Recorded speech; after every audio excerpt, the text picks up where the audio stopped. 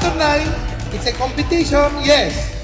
But I feel that each and every participant should put in their mind not just to win, but to participate and be part of the celebration of our 176th year ng Foundation Day at Probinsya tayo.